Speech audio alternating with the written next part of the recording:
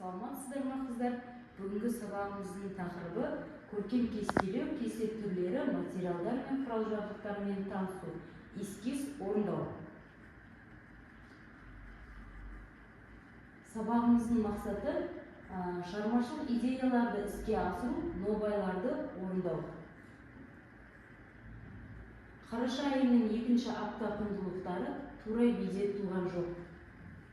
Төле бидің тура биде туған жоқ деген сөзі халықтың әділеттілік пен дұрыс шешім қабылдауды бағалағанын көрсететін терең мағыналы сөз. Қазір жаңа тақырып бойынша бейнеролик тамашалаймыз. Барымыз тақтаға назар аударайық.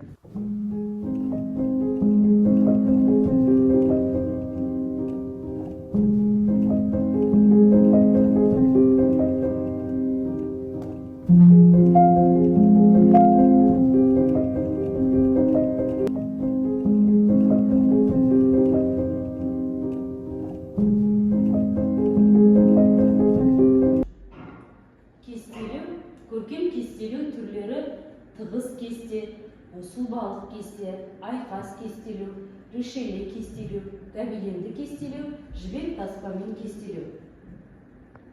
Кесте сәннің қолданбалы өнердің кеңінен тараған түрі.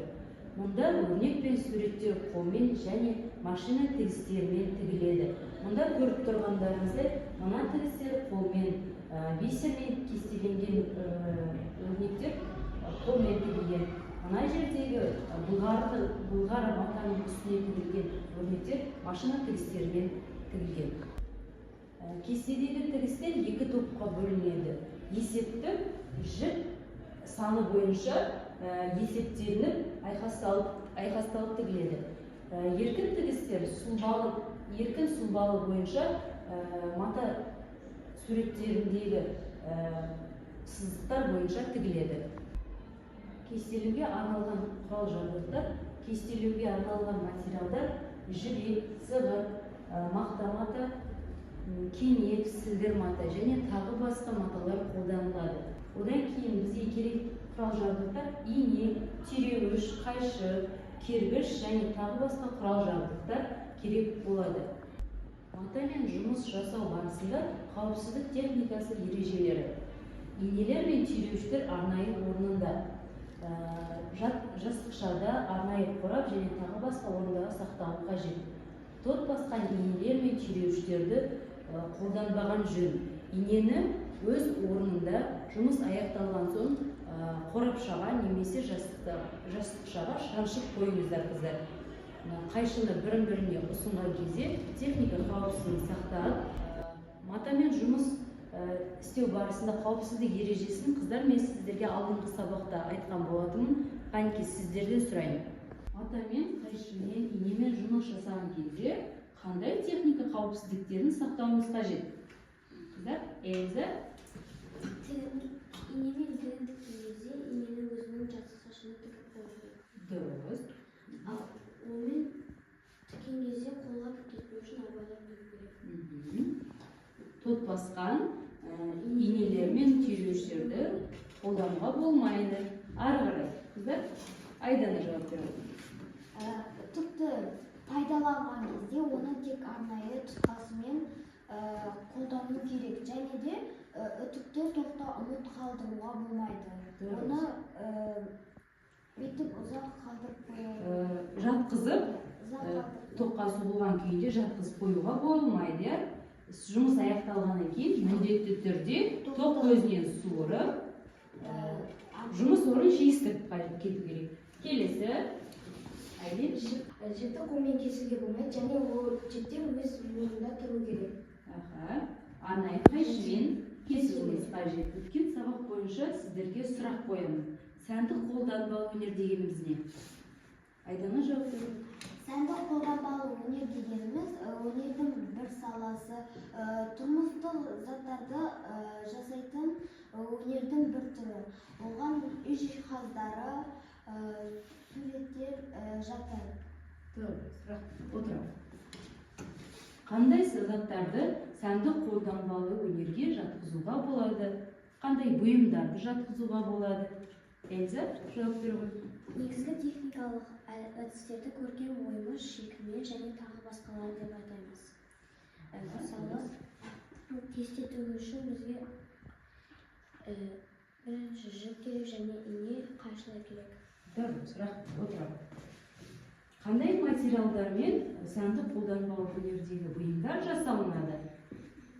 Ахар, ақылай, Металл, керамика, ағаш, қыш, шыны, асыл тастар, сүйек, былғары тағы да басқа материалдармен жасауға болады. өте дұрыс, молодец, отырамын.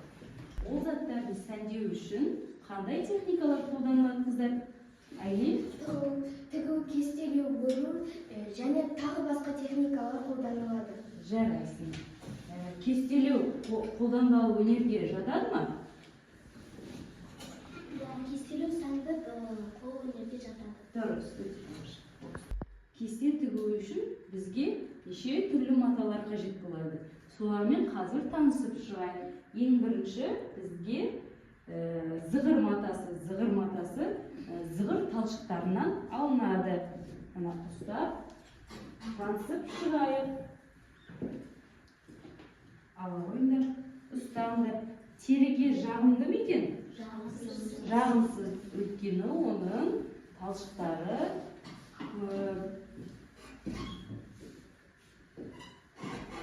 одан кейін сіздермен танысатын матамыз былғар мата. Былғар мата қандай өсімдіктерден алынады?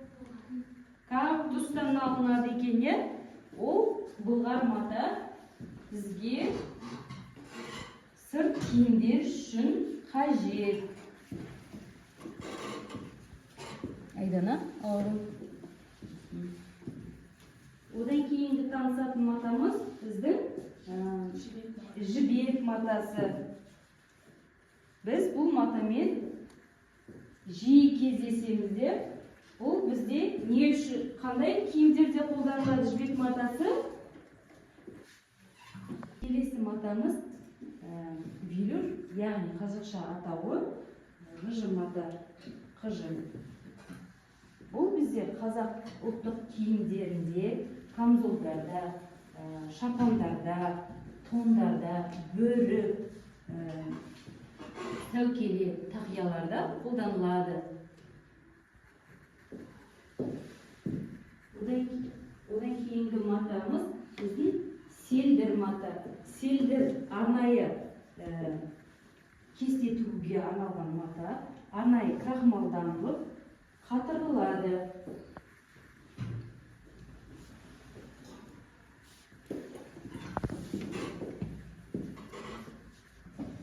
Келесі матамыз біздің киіз жасанды.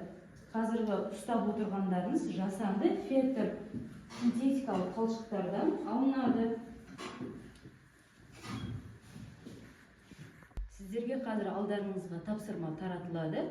Мына жерде кестедегі мата атаулары мен маталарды сәйкестендіріп қоямыз.